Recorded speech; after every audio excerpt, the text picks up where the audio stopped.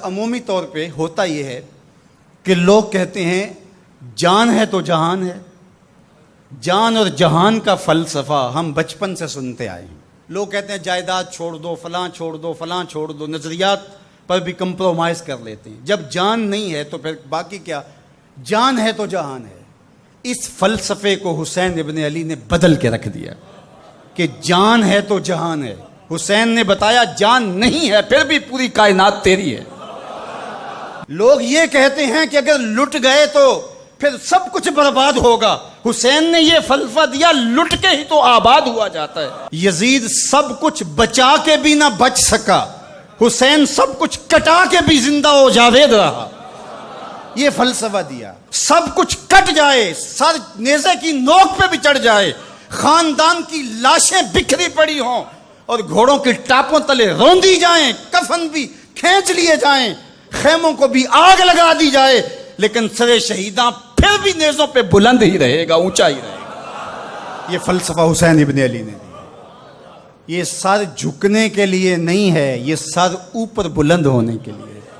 اور میں ایک بات کہا کرتا ہوں، لوگ سر بچانے کے لیے ہاتھ دے دیتے ہیں، ظالم کے ہاتھوں میں ہاتھ دے دیتے ہیں کہ سر بچ جائے. حسین نے ہاتھ بچانے کے لیے سر دے دیا. ہم نے بچپن سے لے کر کے لڑکپن تک اور لڑکپن سے لے کر آج تک حضرت نبی رحمت صلی اللہ علیہ وآلہ وسلم کا یہ فرمان سنا ہے، من رآ منکم منکرا فلیغیرہ بیدہ فإن لم یستطع فبلسانہ فإن لم یستطع فبقلبہ وذلک اضعف الایمان او کما قال النبی صلی اللہ علیہ وسلم. تم میں سے اگر کوئی برائی کو دیکھے تو وہ ہاتھ سے روکے، ہاتھ سے نہیں روک سکتا تو زبان سے روکے، اور زبان سے بھی نہیں روک سکتا تو کم از کم دل سے برا جانے. اور یہ سب سے کمزور ترین ایمان کا مرتبہ تھا. جو لوگ کہتے ہیں امام حسین کربلا میں کیوں گئے، میں انہیں کہتا ہوں امام حسین حضور کی گود کے پالے ہوئے تھے، کمزور ایمان والے نہیں تھے کہ دل میں ہی کڑتے رہتے اور ظلم کو اور جبر کو اور زیادتی کو اور ناانصافی کو ہاتھ اور زبان سے نہ روکتے. حضرت امام حسین کے خطبے دیکھ لیجئے، قدم قدم پہ خطبے دیے. محمد بن حنفیہ کے نام جو آپ نے وصیت نامہ لکھا تھا، آپ نے فرمایا انی لم اخرج عاشرا ولا بطرا ولا مفسدا ولا ظالما. میں سیر سپاٹے کے لیے نہیں جا رہا اور نہ ہی میں اپنی کسی خواہش کی تکمیل کے لیے جا رہا ہوں. میرے اہداف میں، میری خواہشات کے کسی گوشے میں یہ موجود نہیں ہے کہ میں تخت و تاج حاصل کر لوں گا. انما خرجت لطلب الاصلاح فی امت جدی. میں اپنے دادا کی امت کی اصلاح کے لیے جا رہا ہوں. ارید ان آمر بالمعروف وانہی عن المنکر.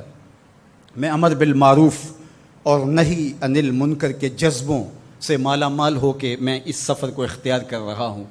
جب شریعت کا مذاق اڑایا جا رہا ہے، شریعت کی شکل بدلی جا رہی ہے، خلافت کا رشتہ قرآن سے ٹوٹ گیا ہے اور ایک نئی صورت دین کو دی جا رہی ہے، اور جو اس سانچے میں ڈھل کے دین نکلے گا وہ محمد عربی کا دین نہیں ہوگا، جو طائف کے بازاروں سے لے کے مکے کی گلیوں تک، احد سے لے کر غزوہ حنین تک حضور نے خود اور اپنے اصحاب کو تکلیف میں ڈال کے جو دین دیا، جو امت تشکیل دی. یزید اس سارے نظم کو بدل رہا ہے، تو کیا نبی کا نواسا جس کو حضور نے گود میں پالا ہو وہ خاموش ہو کے بیٹھ جائے؟ کہا حسین ایسا نہیں ہونے دے گا، اور اس کی جو بھی قیمت ادا کرنا پڑی حسین وہ قیمت ادا کرے گا. اور پھر اس کی قیمت چھوٹی نہیں تھی جو ادا کرنا پڑی. اگر حضرت امام حسین رضی اللہ تعالیٰ عنہ اس وقت کربلا کے تپتے ہوئے ریگزار میں، اس میدان حق و باطل میں اپنی قربانی پیش کر کے جبر کا راستہ نہ روکتے تو یہ بات اچھی طرح سے ذہن نشین کر لیجئے، اسلام کی یہ شکل جو آپ کو دکھائی دے رہی ہے یہ موجود ہی نہ ہوتی. دنیا کے اوپر کتنی تہذیبیں، کتنی ملتیں اور کتنی اقوام جب ان کے اندر تغیر آیا تو وہ اپنی اصل صورتی چیزیں کھو بیٹھی. دنیا کے اوپر کتنے مذاہب، یہودیت کی شکل دیکھ لیجئے، کیا یہ وہی صورت ہے جو حضرت موسیٰ لے کر آئے؟ عیسائیت کی شکل دیکھ لیجئے، کیا یہ وہی صورت ہے جو حضرت عیسیٰ لے کر کے آئے؟ ابھی کچھ دن ہی نہیں گزرے تھے تو حواریوں کے بعد جو ہوا اور جس طرح سے دین عیسیٰ کا حلیہ بگاڑ کے رکھ دیا گیا، جس طرح موسوی دین کی شکل تبدیل کر کے رکھ دی گئی، تو کیا دین محمدی کی شکل باقی رہ جاتی؟ جب یوں دین کی صورت اور شکل کو بدلنے والے میدان میں آپ موجود ہوئے تھے، لیکن باقی ادیان، باقی تہذیبیں، باقی ملل، باقی قومیں، ان کی شکل اس لیے تبدیل ہو گئی کہ اس شکل کو بچانے والا کوئی حسین وہاں نہیں تھا، اور یہاں اس دین کی اصل صورت اور شکل اس لیے موجود رہی کہ اس دین کو بچانے والا حسین ابن علی موجود تھا۔ مسٹر گوکھلے نے کہا تھا کہ اگر حسین ابن علی رضی اللہ تعالی عنہ نہ کھڑے ہوتے تو اسلام یا تو مٹ ہی جاتا، اور اگر موجود رہتا تو اس کی وہ شکل نہ ہوتی جو محمد بن عبداللہ لے کر آئے تھے، اس کی شکل وہ ہوتی جو یزید پیش کر کے جاتا۔ لیکن حسین ابن علی کی قربانی، ان کی نہضت کی وجہ سے، ان کے قیام کی وجہ سے، ان کے کھڑا ہو جانے کی وجہ سے 14 صدیاں گزرنے کے بعد آج بھی وہی اسلام ہے جو آمنہ کا لال دے کے گیا تھا۔ یہ حسین ابن علی کا کام ہے جو حسین نے کیا۔ اس لیے حضور نے ناز کیا حسین پر، کہا کہ حسین منی و انا من حسین، حسین مجھ سے ہے اور میں حسین سے ہوں۔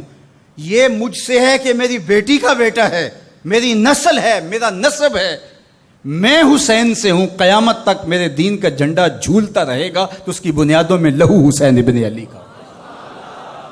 حضرت امام حسین رضی اللہ تعالی عنہ نے ایک بات کہی تھی جب بیعت کا آپ سے مطالبہ کیا گیا، تو آپ نے یہ نہیں کہا کہ میں یزید کی بیعت نہیں کرتا، بلکہ آپ کا جملہ تاریخ ساز ہے، بڑے لوگوں کا کلام بھی بڑا ہوتا ہے اور حکمت کے نور سے بھرا ہوا ہوتا ہے، قیامت تک ایک نسب العین دینا تھا۔ یہ نہیں کہا کہ حسین ابن علی یزید کی بیعت نہیں کرے گا، بلکہ کہا مثلی لا یبایع مثلہ، میرے جیسا اس جیسے کی بیعت کیسے کر سکتا ہے؟ تو یہ قیامت تک کے لیے لاہ عمل دے دیا کہ جو حسین کے نقشے قدم چلنے والا ہوگا وہ وقت کے یزید کے ہاتھ میں ہاتھ نہیں دے سکتا، چاہے گردن کٹ جائے، بازو کٹ جائے، خاندان لٹ جائے۔ یہ حسین ابن علی کا پیغام ہے۔